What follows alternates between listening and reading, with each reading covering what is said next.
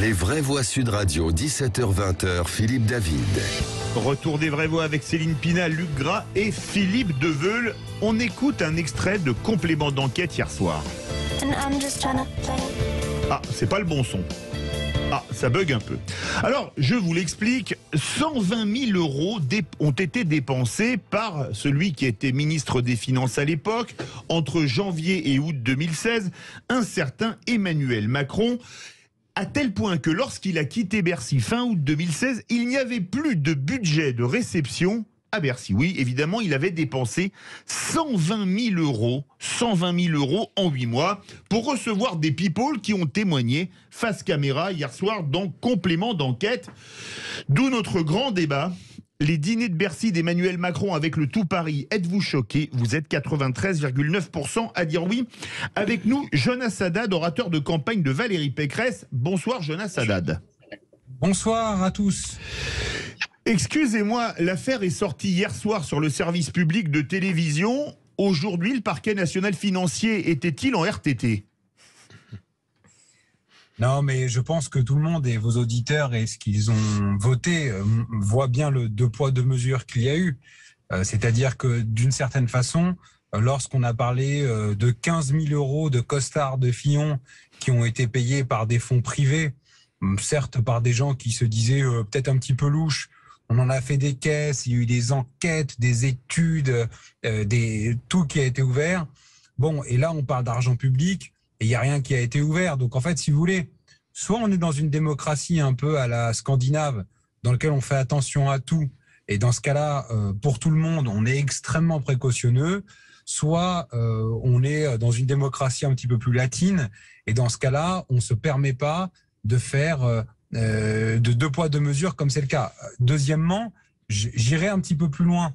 Vous savez, il y a eu un article là, récemment dans le Canard enchaîné qui disait simplement que Valérie Pécresse avait une propriété à La Baule. On aurait dit que c'était quelque chose de grave, qu'elle ait une propriété à La Baule. Enfin, je veux dire, il y a rien de grave. Il y en a deux, il me semble. Il y en a deux. La propriété privée, jusqu'à preuve du contraire, n'est pas interdite dans ce pays. Mais en revanche, vous voyez, ce qui est assez intéressant, c'est qu'on n'a pas creusé la déclaration de patrimoine d'Emmanuel Macron, qui, en tant que banquier d'affaires, n'est même pas propriétaire de quoi que ce soit d'un appartement, qui dit qu'il a des revenus qui sont de quelques centaines de milliers d'euros, alors qu'on sait que dans ces business-là, il y a des primes de millions d'euros à la fin d'année.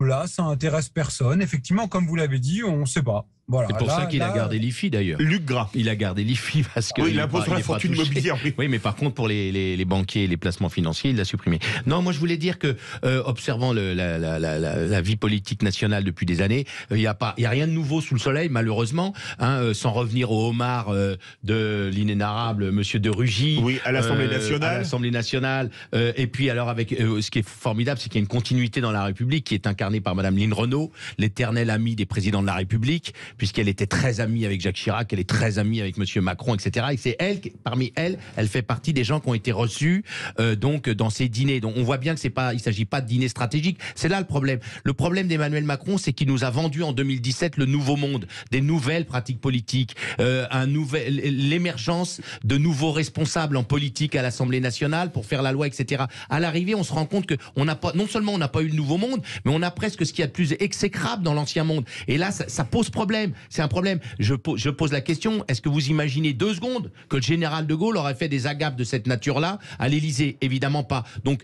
le souci aujourd'hui, et c'est un des enjeux de l'élection présidentielle, c'est de revenir à une démocratie authentique avec des gens qui sont là pour servir la République et pas pour se servir. Jonas Haddad. Oui, mais d'un autre côté, enfin, pour vous répondre, monsieur, moi, oui, j'imagine que le général de Gaulle recevait des gens qui étaient issus du monde de la culture. Mais le général de Gaulle ne faisait pas la leçon à tout le monde lorsqu'il faisait des campagnes présidentielles. Il ne disait pas qu'il allait incarner, effectivement, comme vous le dites, le nouveau monde. Ce qui est insupportable pour les gens, c'est qu'en fait, on s'est rendu compte que, et on l'a vu encore récemment avec les mises en examen de Monsieur Solaire, 5 mises en examen, un proche conseiller du président de la République. On se souvient tous de l'affaire Benalla. On sent bien, et des affaires notamment autour de la presse People, etc. On sent bien qu'autour de Macron, il y a un parfum d'impunité totale dans lequel ils se disent on a attaqué tous les autres sur le terrain de la morale, mais nous, on est inattaquables parce qu'on considère que comme c'est frais, c'est printanier, on a le droit de se passer de tout ça. Et je pense que les électeurs commencent à ne plus en pouvoir de voir ces choses-là, de voir cette forme de deux poids, deux mesures. Et je ne parle pas que de là pour le coup, vous voyez, je ne parle pas que de la droite. Hein. Je parle de tous les autres partis dans lesquels on voit qu'on est tranquille. Je termine là-dessus. L'Obs a fait un tweet sur cette affaire, un seul tweet, alors que je peux vous assurer que si ça avait été le candidat de droite, on en aurait fait des caisses et des enquêtes, la droite du fric, etc. Et bien ce tweet, il a été supprimé ce matin. Qu'est-ce qui s'est passé depuis ? On va observer ça, Philippe Deveul. Il faut s'estimer heureux parce que si la GAP avait eu lieu aujourd'hui, ce ne serait pas 120 000 euros, mais ce serait 135 000 euros. Avec l'inflation qu'on a, ça aurait coûté encore beaucoup plus cher. Plaisanterie à part, je pense que ce qu'il faut voir, c'est pas, ça a un coût, les dîners, les réceptions, etc. Et il y aura toujours un coût dans le fonctionnement de l'État. Mais ce qu'il faut voir à travers ça, c'est un peu cette campagne sournoise d'Emmanuel Macron en 2017 qui a utilisé le poste de ministre de l'économie pour faire sa campagne, sans le déclarer, sans se déclarer et s'être déclaré au dernier moment, alors qu'il avait engagé un processus de communication sur le fait de se présenter à la présidence de la République. Et on a le même scénario aujourd'hui où on a un président qui dit « Ah, ben moi je suis pas candidat, etc. » qui garde le suspense jusqu'au bout par des calculs stratégiques. Mais il faut savoir qu'il y a déjà ces équipes qui sont en place, il y a une cellule de campagne. Ah, mais il a déjà plus de 500 signatures. Et il a 522 signatures, donc il n'a pas de problème à ce niveau-là. Donc c'est plutôt ça qu'il faut critiquer. Et évidemment, les gabegies, il y a des choses qu'on découvrira qui sont certainement pires, mais c'est ce côté sournois, masqué, pas franc du collier. Est-ce qu'on pourrait dire même cynique, parce que quand il annonce le Nouveau Monde et qu'il reçoit donc Madame Lynn Renault, ça ne sert pas particulièrement l'économie française, est-ce qu'il y a du cynisme entre le discours et l'attitude? C'est une vraie question. Oui, c'est vrai. Céline Pina. En fait, le véritable problème, c'est que finalement, la morale s'abolit lorsque vous êtes un gagnant. Et c'est exactement ce que porte aujourd'hui Emmanuel Macron. Autrement dit, effectivement, il va faire campagne en 2017, non seulement sur le Nouveau Monde, mais sur la République exemplaire. Voilà. Un discours qu'il tient 1 an. Au bout d'1 an, tout est terminé. Et ça avec commence... l'affaire Benalla. Même avant, ça commence avec Alexis Collère. Collère qui a eu droit à une enquête qui est fabuleuse dans Marianne et qui explique à quel point cet homme a été aux côtés d'Emmanuel Macron, y compris quand il a fallu commettre des actes qui sont extrêmement dommageables pour la France. On pense à la vente d'Alstom, mais il n'y a pas qu'Alstom. Il y a aussi la question, par exemple, des autoroutes. Il y a un certain nombre de... La vente, par exemple... Voilà, la séparation, c'est-à-dire vous séparez dans des organismes d'État, vous prenez ADP, vous séparez ce qui coûte cher de ce qui ne coûte pas cher, vous vendez au privé ce qui rapporte de l'argent et vous nationalisez les pertes, ce qui fait que ça rapporte à toute une série d'affairistes. Donc on est sur des gens qui mettent quand même une partie de la France en coupe réglée, qui à côté de ça font des leçons de morale à n'en plus pouvoir et qui, y compris dans leurs dépenses personnelles, ne sont pas comme De Gaulle. Alors aujourd'hui, Emmanuel Macron prend un malin plaisir à afficher le fait que quand il reçoit des amis à lui, il payerait les frais que cela suscite. Mais c'est parce que longtemps avant, pour construire sa prise de pouvoir, il a su mettre à son service les moyens de l'État. Cette façon de faire est extrêmement choquante et elle est d'autant plus choquante quand on voit à quel point le PNF, donc le Parti national financier, est instrumentalisé contre les ennemis d'Emmanuel Macron et ne semble ne rien voir quand ça concerne l'entourage du pouvoir. Jonas Haddad, pour répondre un peu à Philippe Deveul et à même répondre totalement à Philippe Deveul et à Céline Pina. Mais j'élargis en plus sur ces comportements. Vous savez, quand on a obligé tout le monde à mettre des masques, qu'on a fait vacciner les enfants, ça a été dur à accepter pour un certain nombre de personnes. Et on a vu sur les réseaux sociaux des images qui, objectivement, dans n'importe quelle autre démocratie, auraient provoqué des démissions en cascade. Quand on voit le président de la République qui nous demande à un moment d'être extrêmement précautionneux, et lorsqu'il termine le match de foot avec l'équipe de France, fait une grande réception à l'Élysée, et dans lequel tout le monde s'embrasse, tout le monde chante à Will Survive, sans masque, sans aucun geste barrière. Quand on voit Marlène Schiappa qui accueille des influenceuses juste pour pouvoir continuer à utiliser, si vous voulez, les réseaux sociaux pour diffuser son image cool, alors que tout le monde à ce moment-là, on disait d'arrêter les dîners, on disait de faire attention à ce genre de réception, c'est la même chose. C'est-à-dire qu'ils sont en train de creuser une forme de sentiment qui devient une réalité de ce que vous disiez très bien, Madame Pina. Lorsqu'on est au pouvoir, on a le droit d'en jouir. Voilà. Et donc, il y a ce moment-là, quand les Gilets jaunes sont en plein Paris et sont en train de défigurer l'Arc de Triomphe, Castaner va en boîte.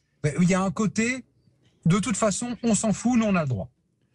Luc Gras. Non, mais j'interpelle un petit peu justement nos amis sur cette question-là du décalage entre la parole publique et le comportement. Parce que si le sentiment des Français est qu'ils se sont fait avoir par rapport au Nouveau Monde, ils vont être rancuniers. Et donc, dans les intentions de vote, ça va finir par avoir des conséquences. Et je trouve que vraiment, il faudra que le président de la République sortant s'explique sur ce projet de Nouveau Monde qu'il portait et qui finalement, aujourd'hui, pour ceux qui y ont cru, et ils sont cocus un petit peu, excusez-moi la formule, et donc quand il va rentrer dans l'atmosphère, contrairement à la chanson de Serge Lama. Il va falloir que le président s'explique. Voilà, on est en démocratie, il faut qu'il s'explique. Alors, quand les temps sont durs, l'exemplarité est essentielle en politique parce que c'est celle qui permet la stabilité des institutions. Quand les Français ont le sentiment que leur classe politique s'exonère des efforts qu'elle leur demande à tous, et ces efforts aujourd'hui, ils sont multiples et nombreux, parce que les Français souffrent, il n'y a pas que le pouvoir d'achat, il y a les problèmes de sécurité, il y a la violence, il y a les conditions de travail, il y a tout qui devient extrêmement complexe. Quand ils ont l'impression que l'élite est dans la jouissance, ça crée une distance entre le peuple et l'élite qui n'est porteuse que de violence, et c'est bon pour personne. Donc cette exemplarité, c'est pas simplement de la morale, même si la morale ça compte, c'est aussi, j'allais dire, la protection du pays. Jonas Haddad. Oui, alors la problématique maintenant, parce qu'on est quand même en élection présidentielle, c'est de faire en sorte... Ça nous avait pas échappé. C'est de faire en sorte que tout cela ne soit pas détourné par des partis qui veulent instrumentaliser ça.